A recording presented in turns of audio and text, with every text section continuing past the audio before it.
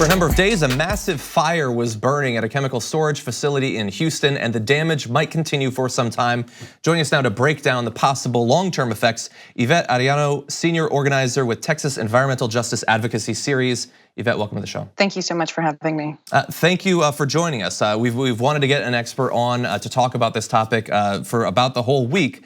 So tell us about this fire. Do we have any idea of how it started and how big was the damage? How widespread was it? So at the time, we still don't have any cause for the fire. We are in day 13 of the ITC disaster. Even though the plumes have shifted and or the fire's been tampered down, that doesn't mean that the side effects sort of stopped. So just to let people know, the fire itself started on the 17th and it lasted about 4 days until the 20th. Soon after, there were small flare-ups that kept continuing to burn from remaining tanks with chemicals including naphtha, xylene, toluene, and gas, which is a pyrolysis gasoline high in benzene content. At the time, we were told that it initially was only one tank that obviously spread over the next couple of days. There were issues of shelter in place in the Deer Park community over 6 times, and they continue to be on the watch for high benzene vapors that are making their way to nearby communities as the pyrolysis gasoline and the remaining tanks continue to be emptied. And so ITC executive Brian Weber has said that crews were able to secure at least one of the remaining tanks on Thursday. And the goal for today, Friday, is to begin pumping 3 or more of the remaining tanks that contain gasoline blend and an oil base. This is over 8 communities that have been, over 8 cities that have been affected, including Deer Park, LaPorte, Pasadena, the city of Houston, Channelview, where air monitoring continues to shift based on winds and based on exposures. I do want to remind folks that over 20,000 barrels of chemical content made its way into the nearby channel Tucker's Bayou, and 20,000 barrels of oily sort of water residue was captured by the Coast Guard just as of yesterday. There keeps being a watch, and we still see benzene present in the Houston Ship Channel that was partially closed, causing over $1 billion in loss of profit just simply along the Houston Ship Channel's commerce. That does not include any sort of damages that community members have incurred who are experiencing everything from irritation of the eyes, nose, and throat.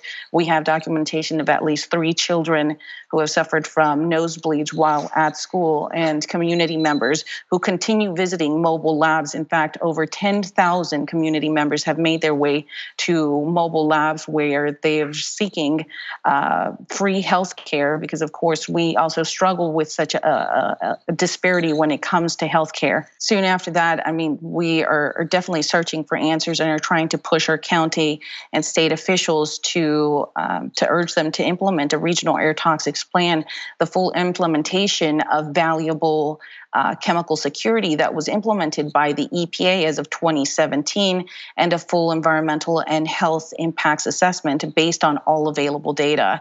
We are still having lacks of information or gaps of information when it comes to the monitoring offered by the Texas Commission on Environmental Quality, as they have sort of pursued other consultants to begin doing more contract work as far as just like getting us valuable information over what communities continue to be exposed to.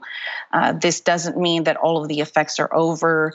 The short-term exposure risks are, like I said, irritation of the eyes, nose, and throat, nausea, dizziness, lack of balance, short-term memory loss, and ensuing over long term, we're looking at endocrine disruptors, hormone disruptors, effects on fetuses or pregnant women, as far as developmental issues in children that have yet to be born.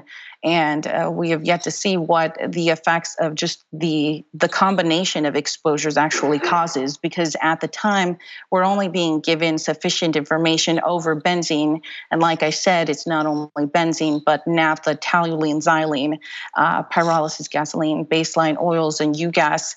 So being that there's so much information that the public currently does not have, we've heard issues with them going to current physicians over being told that they're experiencing high pollen content and or flu symptoms.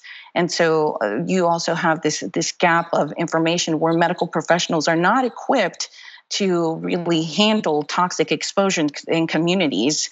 This is the largest catastrophe that the Houston Ship Channel, home to the largest petrochemical complex in the entire nation, has faced. The second largest event that we have experienced was the incident during Hurricane Harvey at the Arkema plant, which was an organic peroxides plant.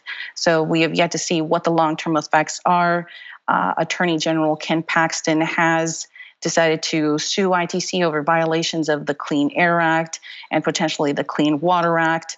Now, there is a downside to that, and as revealed Thursday, as of the County Commissioner's Court hearing, there are bills, House bills and Senate bills that have been sort of pushed forward that would limit the ability for the county to really hold these responsible entities accountable. In 2015, in fact, there was a bill that pushed for a $4.3 million cap where the state itself would only receive, or the state county would only receive $2.1 million in just civil penalties and not including damages. Like I said, just the loss of profit along the Houston Ship Channel has been already accrued to over $1 billion, not including the health impacts on community members that they keep facing.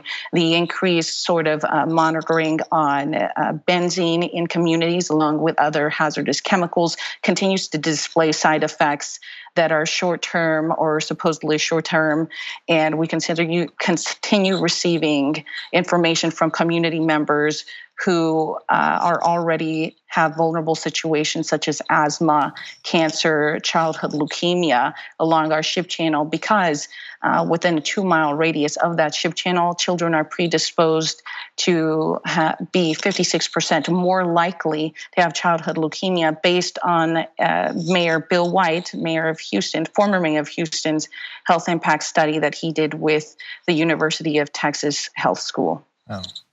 Well, we want to thank you for joining us, Yvette, for a very thorough analysis of both the health effects and also some possible consequences that could come from the fire. So thank you so much for joining us.